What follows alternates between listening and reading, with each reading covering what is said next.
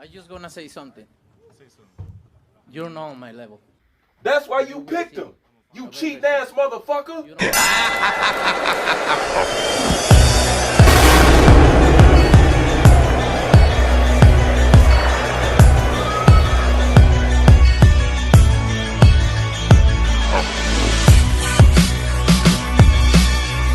All right, let's stop the music right there. Number one, if you're the pound for pound cheat, my bad, I mean fighter, why would you want to fight somebody that's not on your level? Aren't you doing exactly what people accuse you of doing? Taking soft touches, fighting the Callum Smiths of the world, fighting sparring partners coming off a loss. And how the hell is you pound for pound anything fighting a sparring partner coming off of a loss? You fought somebody coming off of a loss. How does somebody get a shot with you coming off of a loss when everybody claims it's shit that you got to do to get in the ring with Canelo? Evidently, the only thing you got to do is lose or look bad, because the Canelo Alvarez fanboys say that after he beats my boy, they're going to come over here to my channel and talk shit. Number one, that's some 9-year-old shit. Grown men don't do that, but I'll digress. Do your thing, because you don't seem to realize that I've already said several times how I feel about the fight, and I didn't want him to take it. And you're like, oh, but you're backtracking, but you said he'll beat Canelo and he'll school Canelo and this and that. Yeah, I did say that shit, but what you didn't hear me say was I didn't want him to take the fight. Why? Once again, I'm going to say it again, because number one, he's coming off a horrible showing of Caleb Truax. He's coming off another hand injury, and he hasn't took the proper fights to acclimate himself to fight somebody with as much dense experience as Canelo Alvarez.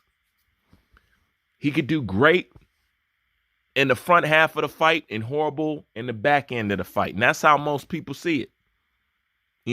And most importantly than that, the reason why you want to be acclimated fighting somebody like Canelo Alvarez, because as Laura will tell you, as Triple G will tell you, as several other fighters will tell you, you can beat Canelo and still not beat Canelo. So in order to beat Canelo, you're going to have to knock Canelo out. Period. We've already accepted you can't beat him on the scorecards. So I don't understand why you guys can't put this shit together. But I'm going to ask you again, why would you want to fight somebody that's not on your level? Okay?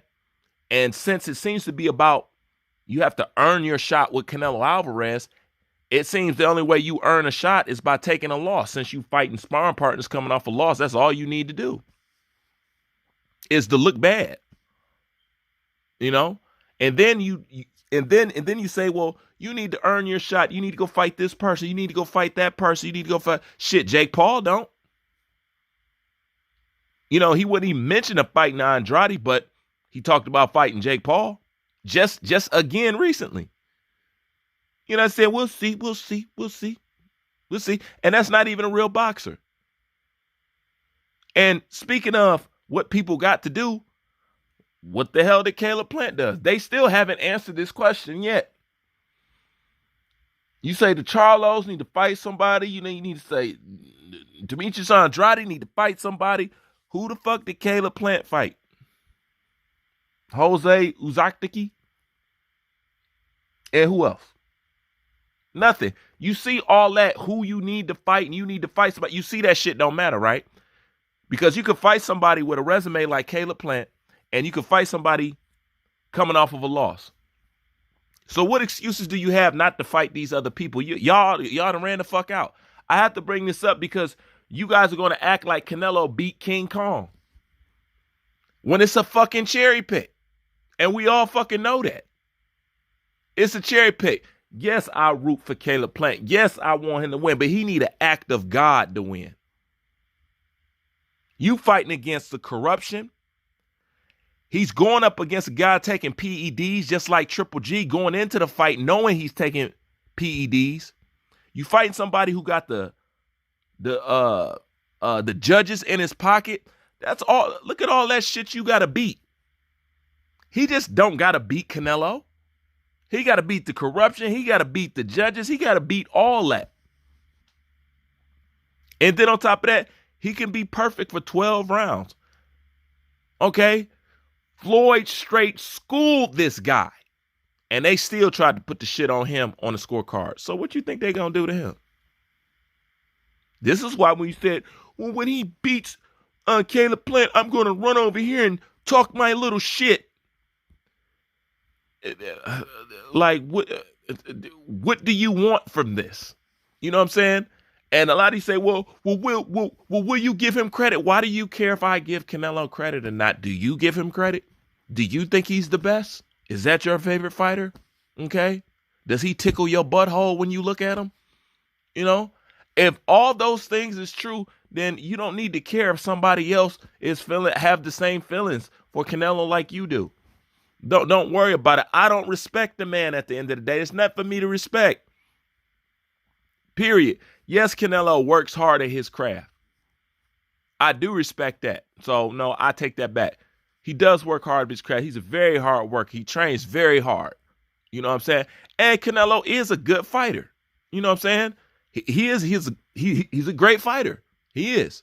But the point is, pound for pound king, you can't take those great fighter skills and really put it on the wood without having PEDs, without having the judges in your pocket, without having Mauricio Suleiman massaging your left nut. You know, you can't win without those things. So evidently your skill is not enough. So what's pound for pound? No, you a pound for pound cheat. But let's not sit up and act like beating Caleb Plant is some great fucking feat when you tell everybody else who wants a shot, who needs a shot, that they need to fight somebody. And Caleb Plant resume ain't no better or no worse than Demetrius Andrade. Those are fucking facts.